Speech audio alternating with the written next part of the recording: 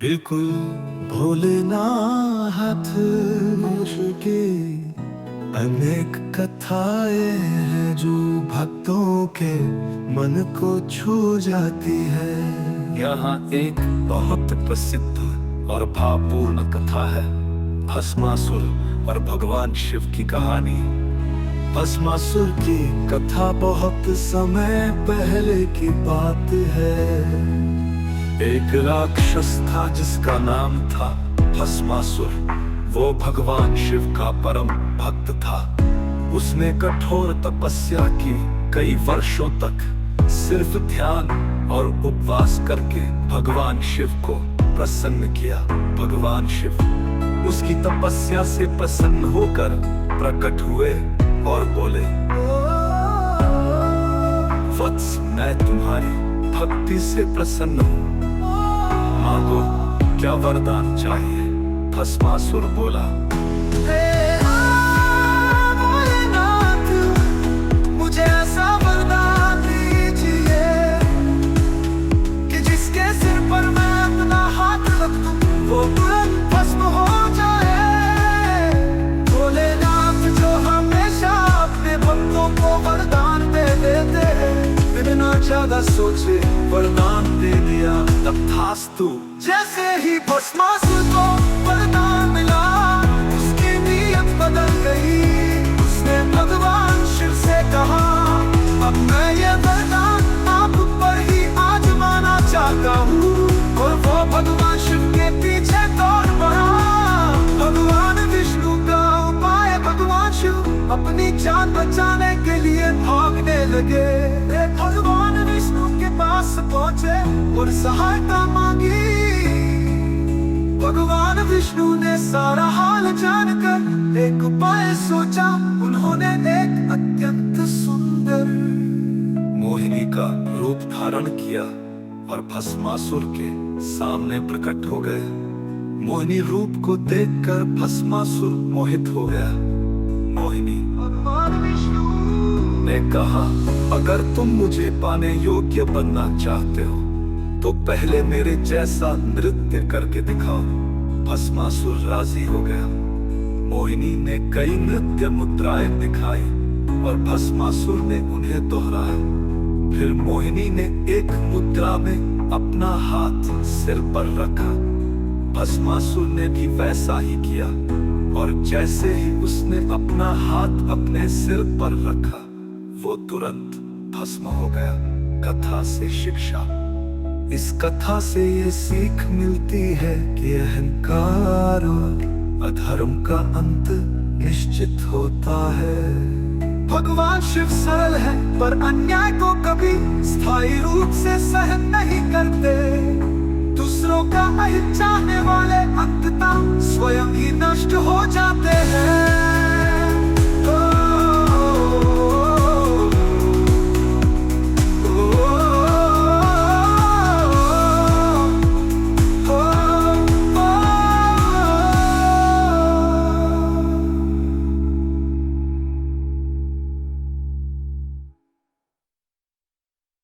भोलेनाथ भगवान शिव के कथा भारतीय धर्म, संस्कृति और पौराणिक ग्रंथों में बहुत महत्वपूर्ण स्थान रखते हैं। यहाँ भगवान शिव की एक प्रमुख और लोकप्रिय कथा संक्षेप में दी गई है। समुद्र मंथन और हलाहल विष की कथा।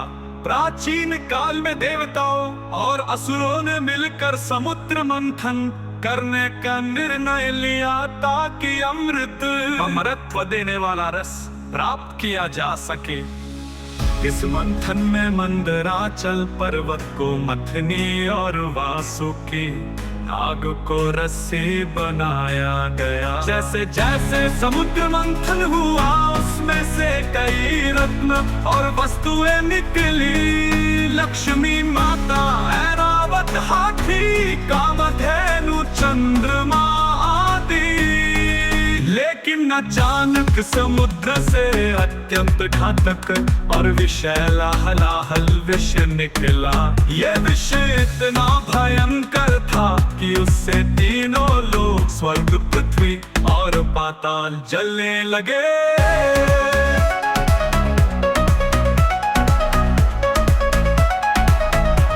जलने लगे।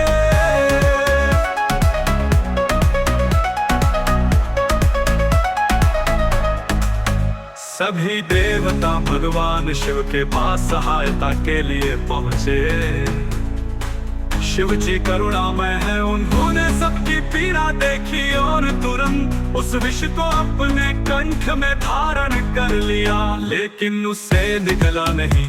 इसी कारण उनका कंठ नीला हो गया और वे नीलकंठ कहलाए। इस प्रकार भगवान शिव ने संपूर्ण ब्रह्मांड की रक्षा की। शिव का विवाह शिव पार्वती कथा एक अन्य प्रसिद्ध कथा है। शिव जी और पार्वती माता के विवाह की। पार्वती माता ने शिव को पति रूप में पाने के लिए कठोर तप किया। कई वर्षों तक जंगल में रहकर उन्होंने तपस्या की। उनकी भक्ति से प्रसन्न होकर शिव जी प्रकट हुए और उन्होंने पार्वती से विवाह किया। इनका विवाह बहुत ही दिव्य और भव्य था, जिसमें समस्त देवता, ऋषि, मुनि और ब्रह्मांड के प्राणी सम्मिलित हुए। अर्थ: भोलेनाथ की कथाएं हमें ये सिखाती है, करुणा और त्याग सबसे बड़ा गुण है। शिव का भोला स्वरूप दर्शाता है कि वे सरल हृदय और शीघ्र प्रसन्न होने वाले देव हैं। संसार की रक्षा के लिए वे स्वयं विष को भी ग्रहण कर लेते हैं। ये उनके आत्मबल और त्याग का प्रतीक है।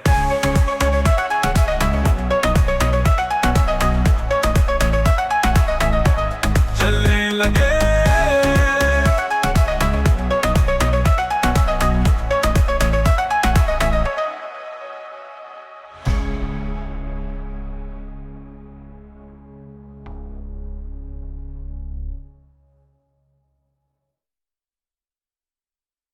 बिल्कुल भोले बहुत प्रसिद्ध की अनेक कथाएं हैं जो भक्तों के मन को छू जाती है। यहाँ एक बहुत प्रसिद्ध और भावपूर्ण कथा है, भस्मासुर और भगवान शिव की कहानी। भस्मासुर की कथा बहुत समय पहले की बात है। एक राक्षस था जिसका नाम था भस्मासुर। वो भगवान शिव का परम भक्त था। उसने कठोर तपस्या की, कई वर्षों तक सिर्फ ध्यान और उपवास करके भगवान शिव को प्रसन्न किया। भगवान शिव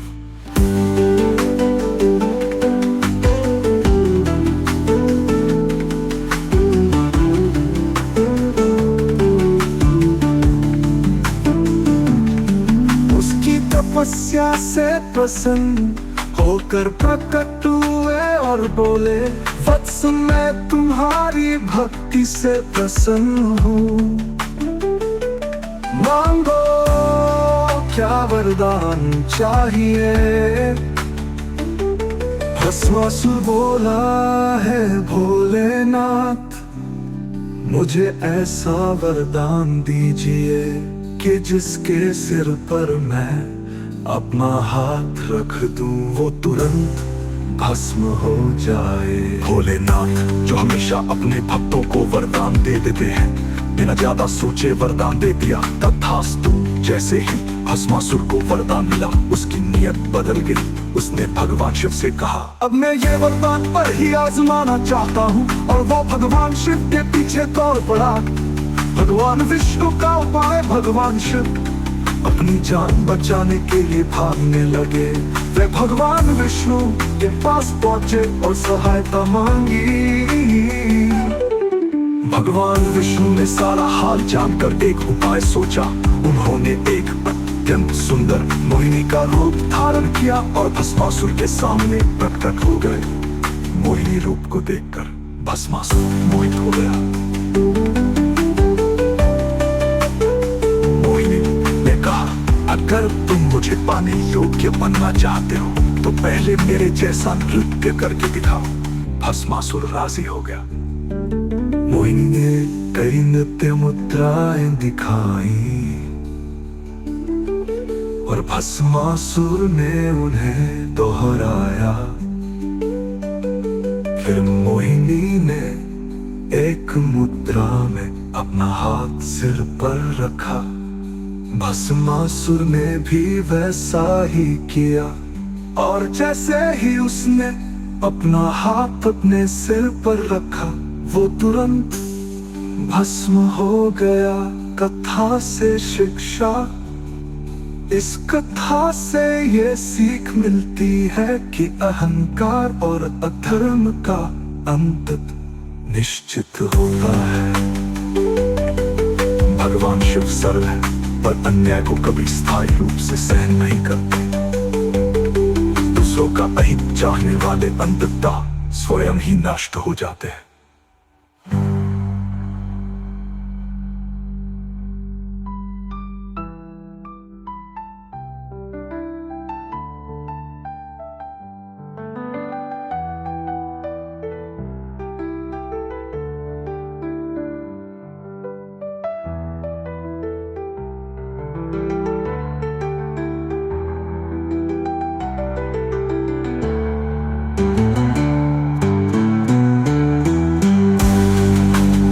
समा था हिमालय लगता कि मेरे छोटा सा गाँव था।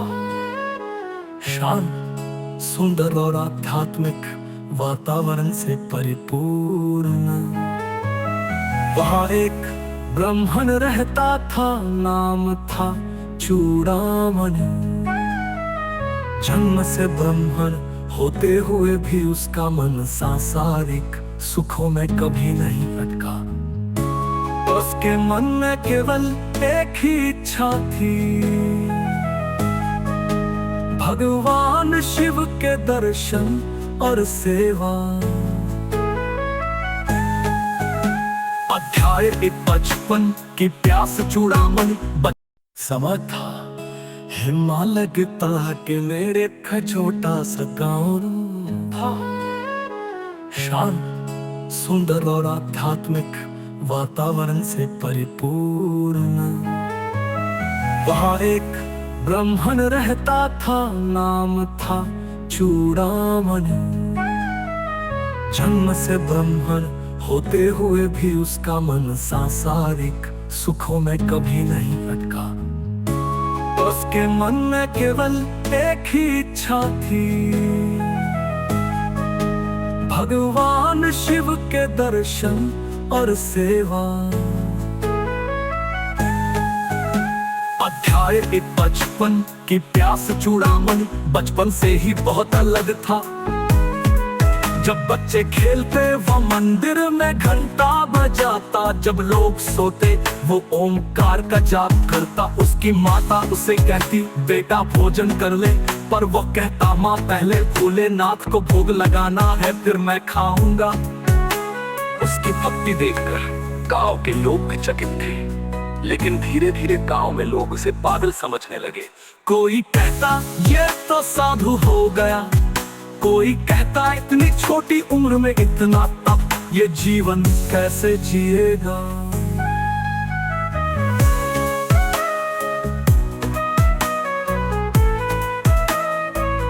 अब की शुरुआत 16 वर्ष की आयु में चूड़ामणि ने माता पिता से आज्ञा लेकर हिमालय की ओर प्रस्थान किया। वो कैलाश नहीं गया, बल्कि एक निर्जन गुफा में जाकर बैठ गया।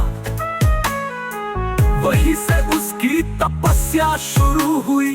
एक समय भोजन, फिर निर्जल व्रत, फिर केवल वायु पर निर्भर जीवन।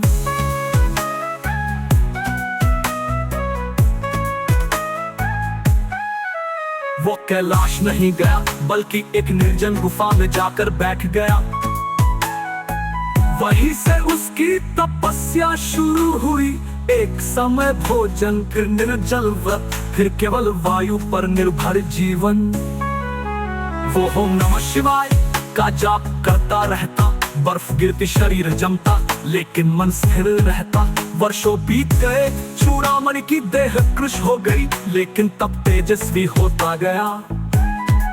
अध्याय 3 मायावी परीक्षा। एक दिन भगवान विष्णु ने देखा, ये बालक तो अपने शरीर को समाप्त कर रहा है, लेकिन मन अब भी स्थिर है। इसके तप से ब्रह्मांड प्रभावित हो रहा है। भगवान शिव मुस्काए और बोले, ये मेरा परम भक्त है, अब इसकी परीक्षा समय है। उन्होंने माता पार्वती से कहा, मैं इसकी परीक्षा लेना चाहता हूँ। भगवान शिव स्वयं एक अघोरी साधु के रूप में प्रकट हुए और चूड़ामणि की गुफा में जाकर बोले, क्या तुम सच में शिव को पूछते हो? वो तो स्मशान में रहने वाले भस्मधारी पशुपालक है। क्या ऐसे भगवान की भक्ति उचित है? चूड़ामणि ने आंख खोली और कहा, आप कुछ भी कह ले, मेरे प्रभु शिव हैं। वो अघोरी हो या सुंदरी, वो भूतों के स्वामी हो या देवों के ईश्वर, मेरे लिए तो वो ही सच्चे हैं। संतुष्ट होकर भगवान शिव ने अपना रूप प्रकट किया। वत्स, मैं प्रसन्न हूँ, वर मांगो। अध्याय 4 का नहीं, सेवा का अवसर। भगवान शिव ने प्रसन्न होकर कहा, वत्स, तुम्हारा तप हमें संतुष्ट कर गया, तुम्हें जो चाहिए वरदान मांग लो। भोलेनाथ भगवान शिव के कथा भारतीय धर्म, संस्कृति और पौराणिक ग्रंथों में बहुत महत्वपूर्ण स्थान रखते हैं। यहाँ भगवान शिव की एक प्रमुख और लोकप्रिय कथा संक्षेप में दी गई है। समुद्र मंथन और हलाहल विष की कथा। प्राचीन काल में देवताओं और असुरों ने मिलकर समुद्र मंथन करने का निर्णय लिया ताकि अमृतत्व देने वाला रस प्राप्त किया जा सके।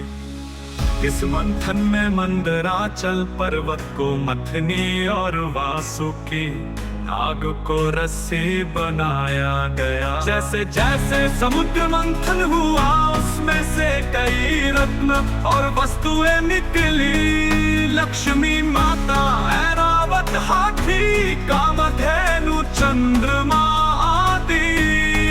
लेकिन अचानक समुद्र से अत्यंत घातक और विषैला हलाहल विष निकला। यह विष इतना भयंकर था कि उससे तीनों लोग, स्वर्ग, पृथ्वी और पाताल जलने लगे।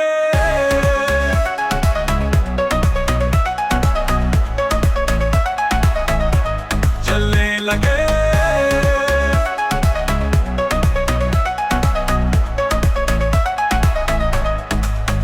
सभी देवता भगवान शिव के पास सहायता के लिए पहुंचे। शिव जी करुणामय है, उन्होंने सबकी पीड़ा देखी और तुरंत उस विष को अपने कंठ में धारण कर लिया, लेकिन उससे निकला नहीं। इसी कारण उनका कंठ नीला हो गया और वे नीलकंठ कहलाए। इस प्रकार भगवान शिव ने संपूर्ण ब्रह्मांड की रक्षा की। शिव का विवाह, शिव पार्वती कथा। एक अन्य प्रसिद्ध कथा है शिव जी और पार्वती माता के विवाह की। पार्वती माता ने शिव को पति रूप में पाने के लिए कठोर तप किया। कई वर्षों तक जंगल में रहकर उन्होंने तपस्या की। उनकी भक्ति से प्रसन्न होकर शिव जी प्रकट हुए और उन्होंने पार्वती से विवाह किया। इनका विवाह बहुत ही दिव्य और भव्य था, जिसमें समस्त देवता, ऋषि, मुनि और ब्रह्मांड के प्राणी सम्मिलित हुए।